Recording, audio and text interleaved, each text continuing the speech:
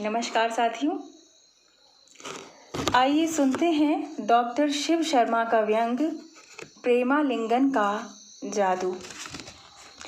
प्रेम और हास्य ऐसे दो रस हैं जो हमें पशुओं से अलग करते हैं।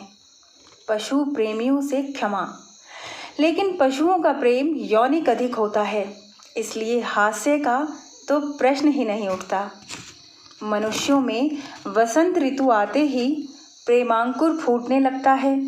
यह कामदेव की कृपा है जो इंद्र अपना राजपाट उन्हें सौंप देते हैं। मुनि वात्स्यायन ने तो बाकायदा कामदेव के सम्मान में कामा सूत्र की रचना ही कर डाली थी। इसी के अनुसार प्रेम का प्रथम पायदान प्रेमालिंगन माना गया है। इन दिनों प्रेमालिंगन खूब परवान चढ़ रहा है। इसमें लोगों ने क्लब बना डाले हैं जो घर घर जाकर प्रेम से वंचित लोगों को प्रेमासक्त करते हैं।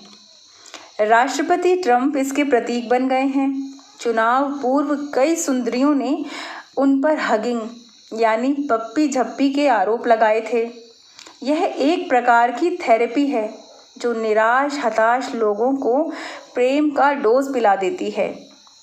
मुन्ना भाई फिल्म की भाषा में इसे ही जादू की झप्पी कहा गया है, लेकिन इसमें यौन संबंधों का कोई स्थान नहीं।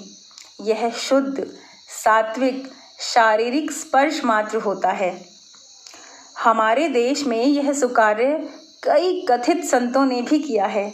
वे लोगों को मुफ्त में प्रेमानुभूति करवाते हैं। कुछ संत अधिक मात्रा में प्रेमालिंगन करते हैं तो फिर उन्हें जेल की हवा भी खानी पड़ती है। कुछ योग के नाम पर तो कुछ कुंडलिनी जागृत के नाम पर प्रेमालिंगन का अभ्यास करवाते हैं और अच्छी खासी फीस वसूलते हैं। बिन प्रेम के साहित्य तो कूड़ा कचरा माना जाता है। संस्कृत वाङ्मय तो भरा पड़ा है प्रेम और काम के ग्रंथों से। यदि यहाँ इनका वर्णन करूं तो देशभक्त लोग मेरी पिटाई ही कर दें। हुआ यह कि एक बार कालिदास समारोह में मालवा के प्रसिद्ध कवि श्री बाल कवि बैरागी ने कवि सम्मेलन में कालिदास की कविता का मालवी अनुवाद कर डाला, गोरी गोरी जंघा वाली, और हंगामा बरपा हो गया। लोगों ने समझा शायद वे किसी हिंदी फिल्म का कोई श्रृंगारिक गीत पढ़ रहे हैं।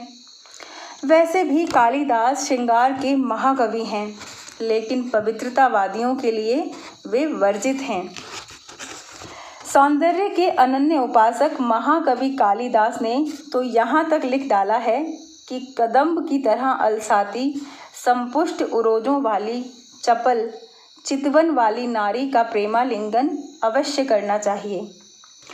यहाँ मैं उनके द्वारा कुमार संभव में शिव पार्वती के प्रणय प्रसंगों का वर्णन तो हरगिज नहीं करूँगा, अन्यथा घोर अश्लील घोषित किया जा सकता हूँ। हमारी वज्रयानी परंपरा में तो नाभि से लेकर कपाल तक को विभिन्न चक्रों में बांटा गया है।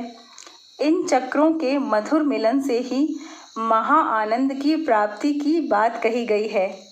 यह भी कहा गया है कि इनके दमन से महाविस्फोट हो सकता है। तो प्रेमालिंगन मनुष्यों के लिए अति आवश्यक है।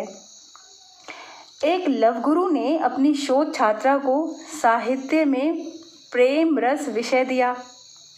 पीएचडी करने से पहले उन्होंने शिष्या को प्रेम का सैद्धांतिक पाठ भी पढ़ाया, लेकिन सैद्धांतिक ज्ञान से भी छात्रा यह नहीं समझ पाई कि प्रेमालिंगन आखिर क्या बला है। कारण यह था कि वह एक रूढ़िवादी परिवार से आती थी। उसने कभी अपने माता पिता को भी प्रेमालिंगन करते हुए नहीं देखा था। अतः लव गुरु ने व्यावहारिक रूप से शिष्या को प्रेमालिंगन का अर्थ समझाया। दुर्भाग्य से गुरु पत्नी ने यह दृश्य देख लिया। उन्होंने झाड़ू हाथ में लेकर लव गुरु से पूछा कि अभी तक आपने मुझे प्रेमालिंगन का पाठ क्यों नहीं पढ़ाया।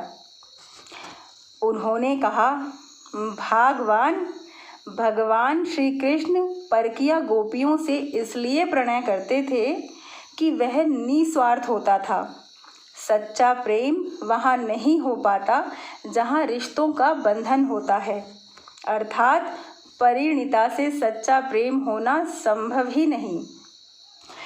दूसरी बात गुरु ने बताई कि जब गुरु माई प्रेमालिंगन करती हैं तो उनका एक हाथ जेब की तरफ होता है ताकि गुरु से घर खर्च के लिए धन की प्राप्ति हो सके। इसी कारण प्रेमालिंगन निजी संबंधों में सफल नहीं हो पाता। इसके बाद आप समझ सकते हैं कि गुरुदेव की क्या दशा हुई होगी। कुछ भी हो, कोई भी देश हो, हिंसा और तनाव से मुक्ति के लिए खुला प्रेमालिंगन अनिवार्य है, बशर्ते कि वह निस्वार्थ हो।